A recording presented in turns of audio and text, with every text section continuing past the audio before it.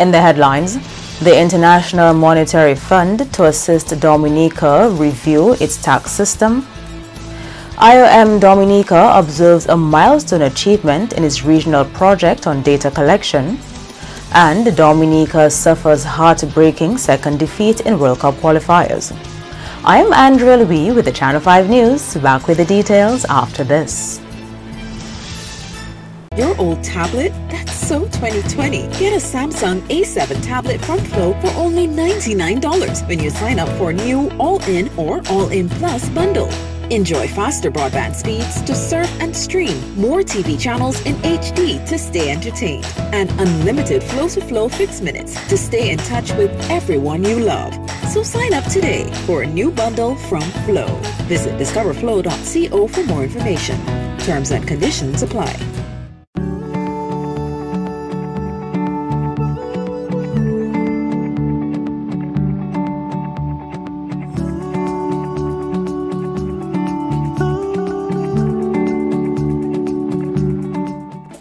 Strong, we are resilient, and we will get through this together. But these are stressful times, and it's important to also practice good self-care. It's normal to feel overwhelmed, anxious, or afraid, but there is hope. Reach out to someone, connect with your friends, stay in touch with your community, and know that you are not alone. We're in this together. This is a public service announcement from the Dominica Red Cross. Flow helps you stay connected to what matters. Simple plans and a better network mean that you can enjoy 7 days of unlimited social messaging, 3 gigabytes of reliable data to use as you like, 700 local anywhere calls and texts with the always-on prepaid plan, all for $29. Keep your number when you switch to Dominica's most reliable LTE network. Buy wherever you top up. Switch to Flow. It only gets better.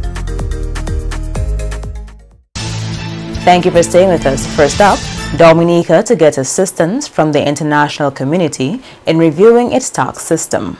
The government of Dominica has reached out to the International Monetary Fund, IMF, on its quest to regularize the rates being paid on income tax. Speaking on his annual Pale program on Sunday, Prime Minister Skerrit said the COVID-19 pandemic had held up the process, but is hopeful to get a report from the IMF soon. We've started a process of reviewing the tax system because it'd be my wish to see us having one flat rate across the board. So the IMF is helping us with reviewing the tax system, and I'm hoping that we can get a report. We've been held back because of COVID and all of the other challenges. But I'm of the view that we should maybe look at a simplified system and one flat rate and so forth. In more job stories, over $13,000 donated to the Dominica Cancer Society. The donation came from the staff of the Royal Bank of Canada, and the presentation was made during the Society's AGM on the weekend. Staff member of the RBC, Cleopatra Coffey, is hopeful the monetary assistance will help the Society in its work with cancer patients. It's a small donation, but we hope that whatever it is, it can be used to help the Dominica Cancer Society in your activities as you strive to do things to help the cancer patients of Dominica. The amount of the check is $13,200.40. This amount was raised by the staff for different activities that we used to do, and we had an account for cancer. However, as you're aware, Royal Bank is no longer, so we decided to just wrap up the account and give all of the proceeds to the Dominica Cancer Society. Saturday's AGM also had a featured address by Leslie Ann Waldron Martin, a clinical psychologist, on the topic Managing Cancer During the Pandemic. Martin says the psychosocial impact of COVID-19 extends beyond the cancer patient and can also affect their families. The psychosocial impact of COVID-19 extends beyond the actual patients, but to their loved ones and caregivers. Being a caregiver of someone with cancer has its own challenges, and these challenges are significantly magnified during a pandemic. While concerned with a loved one's physical and psychological health, caregivers are likely juggling their responsibility with their own obligations, their own fears, and their own psychological challenges. Coupled with other strenuous tasks of caring for their loved ones, one with cancer, currently caregivers need to take additional steps to minimize the risk of contracting COVID-19. So this we are seeing couples with everything else, making it more difficult for the primary caregivers. The clinical psychologist notes that 1 year into the pandemic, there is a semblance of hope among cancer survivors and the wider Dominican public. Looking back at where we were last year to where we are right now, I am seeing us nurturing hope. I am seeing us being able to adjust, to be able to adapt to our situations. Although we are still fearful, we have even with vaccinations, there are more questions, there are more, we have all types of conspiracy theories and all of these things out there. But I believe that we have come a long way from where we were last year, March, in terms of adjusting, in terms of adapting, and in terms of having hope. I also believe that time does not necessarily heal all situations, but it generally gives us the opportunity to learn how to cope. During the AGM, a new executive was elected. The society will release the names and positions of the new board of directors during the week. In other developments, IOM Dominica has completed the milestone first phase of its regional project. The International Organization for Migration, IOM, recently wrapped up a series of national consultations in 6 participating OECS countries, namely Antigua and Barbuda, Dominica, Grenada, St. Kitts and Nevis, St. Lucia, and St. Vincent and the Grenadines. This project, funded by Germany, is geared at enhancing the capacity of OECS governments to collect and use data for evidence-based policy making as regards migration of citizens due to natural disasters. Head of the IOM office in Dominica, Natasha Graves, says the national consultations address the serious gap in data collection. One of the major gaps that we identify in the projects, and you would have heard from my other colleagues, would have that of data collection and management. So the capacity building sessions really would be focused on data collection, data management. How can we strengthen the capacities at the national levels to collect, record, and store that type of data? And of course, we know with collecting the data, and as everyone mentioned, it's going to lead to evidence-based policies. So the team right now is working on really customizing the capacity building sessions to benefit the individuals. Graves says now that phase 1 is complete, it's all systems go for phase 2. Now that we are over, we are moving full steam ahead to complete our assessments of the national data systems in each of the 6 independent states. What is next? This is a regional dialogue and it must continue. It doesn't end with just assessments. There are 2 major outputs that we are going to be working on to complete the project. One would be training and capacity building sessions in the individual member states. We are still battling with COVID, so we do anticipate that it's going to be a virtual session. Senior Technical Officer in the Regional Integration Unit of the OECS Commission, Dr. Clarence Henry, says these workshops were extremely useful and the policies developed in each country would be beneficial to all member states of the regional grouping. And there's also the need for data that allows us now to also focus on putting in place gender-sensitive policy measures to provide that level of support to persons coming in.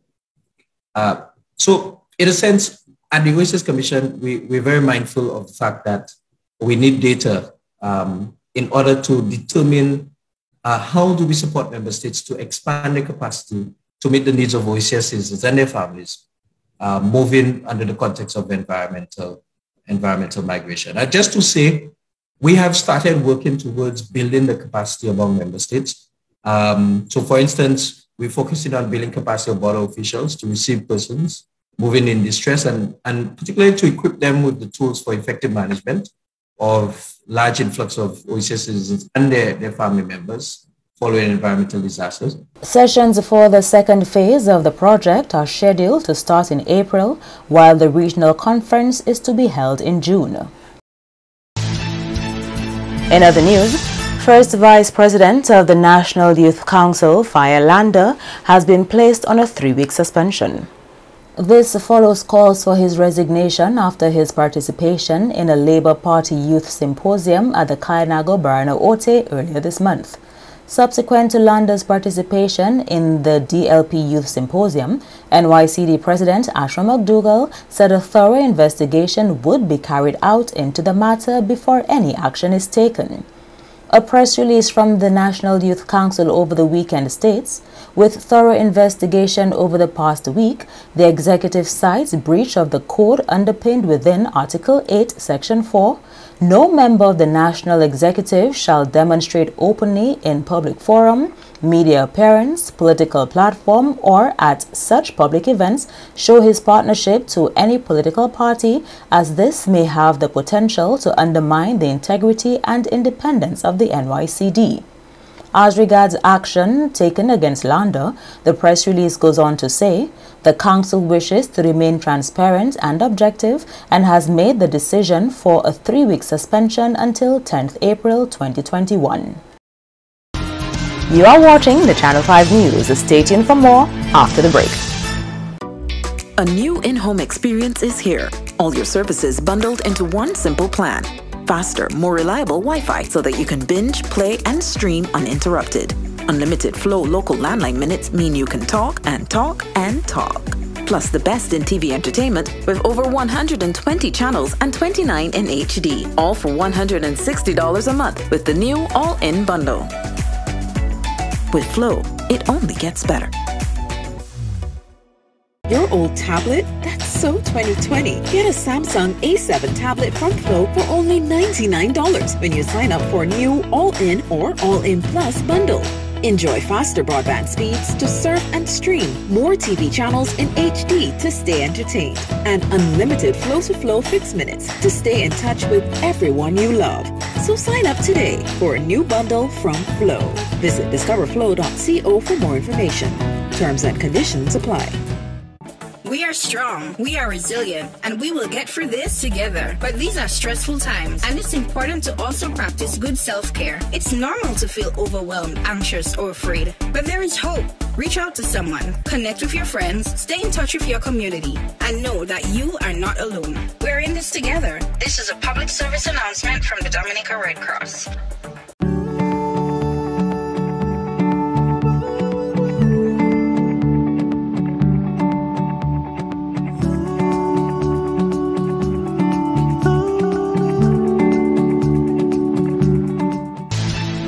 Welcome back. A repeated call to the Dominican public to get vaccinated as the deadline for receiving the first dose of the vaccine draws near.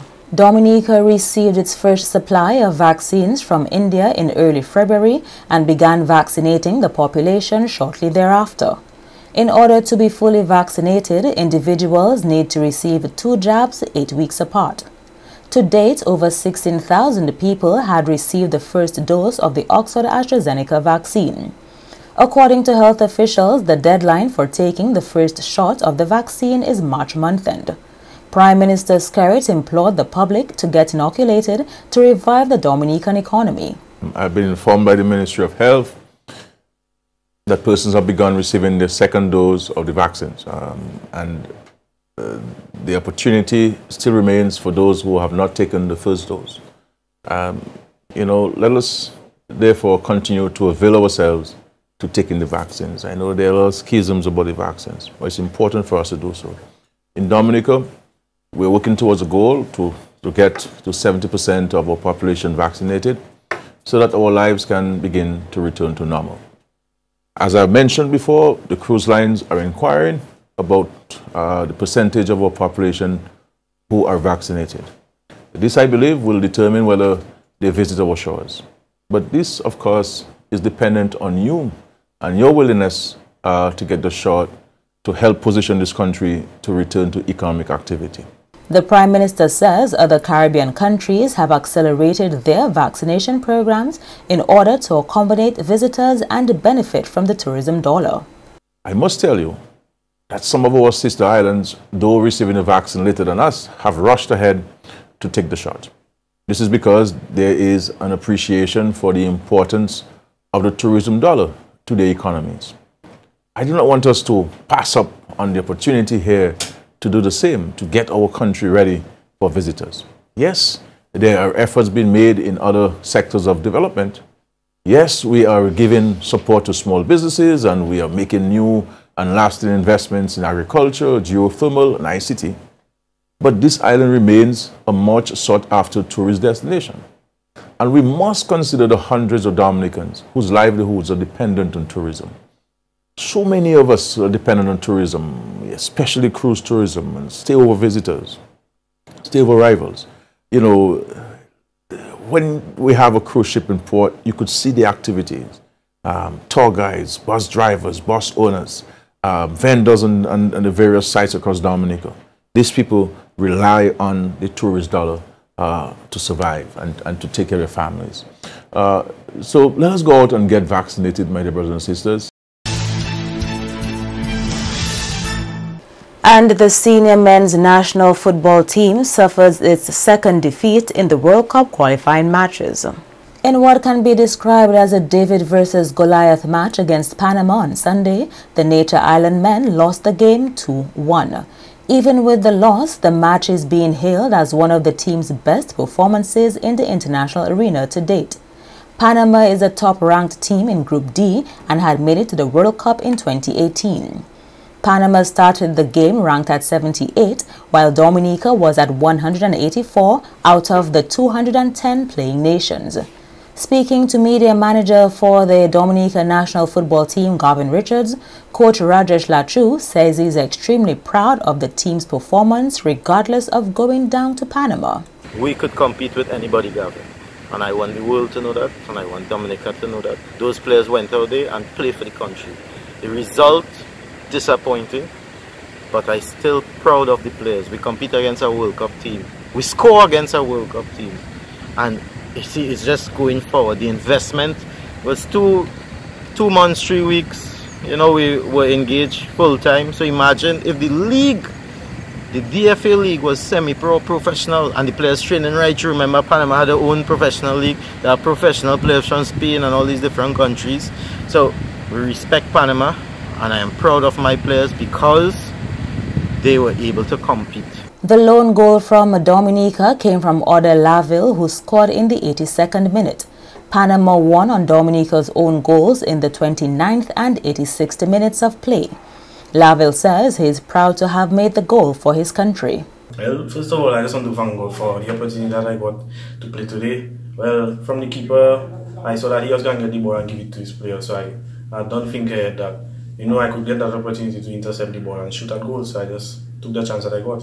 When the ball went at the back of the net, what did it mean to you? What was your reaction like? Well, I mean, I was like, before I come in the game, I was always talking to myself, checking whether you have to score. You know, you have to do something. If we lose, you have to give something back to our nation to make them feel proud. So I just had to take the shot, and I got it. Team captain Glenson Prince says though the result was disappointing, it was a well-fought match. Gavin, I'm proud of the guys. You know, we gave a good account of ourselves. Obviously, we didn't get the result that we wanted, but we were able to compete right through. We actually scored 2 own goals, and that's to show you just how difficult we actually made the match for them. We are disappointed. We are, but you know, we can find a little solace in the fact that we were able to compete with Panama, which is a World Cup team.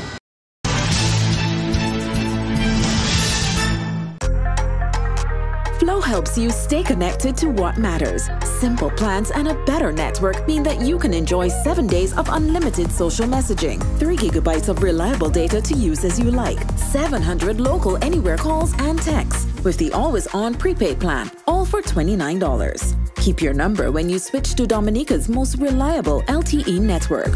Buy wherever you top up. Switch to Flow. It only gets better.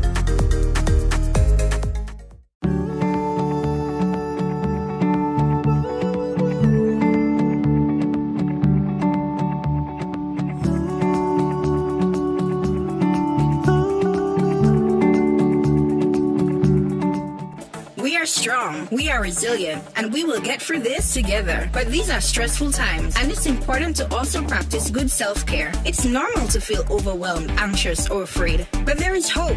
Reach out to someone, connect with your friends, stay in touch with your community, and know that you are not alone. We're in this together. This is a public service announcement from the Dominica Red Cross. A new in-home experience is here. All your services bundled into one simple plan. Faster, more reliable Wi-Fi so that you can binge, play, and stream uninterrupted. Unlimited Flow local landline minutes mean you can talk and talk and talk. Plus the best in TV entertainment with over 120 channels and 29 in HD, all for $160 a month with the new all-in bundle. With Flow, it only gets better.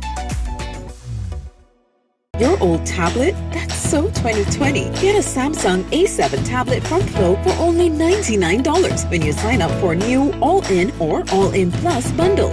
Enjoy faster broadband speeds to surf and stream, more TV channels in HD to stay entertained, and unlimited flow-to-flow fixed minutes to stay in touch with everyone you love.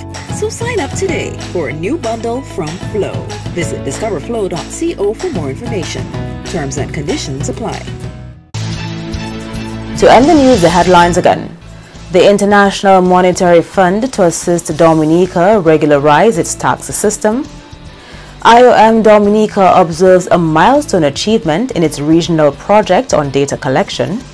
And Dominica suffers a heartbreaking second defeat in World Cup qualifiers. Feel free to access our past newscasts on our YouTube channel. On behalf of the entire production team, I am Andrea Louis, and to all of our viewers around the world, thank you so much for watching. Join us tomorrow.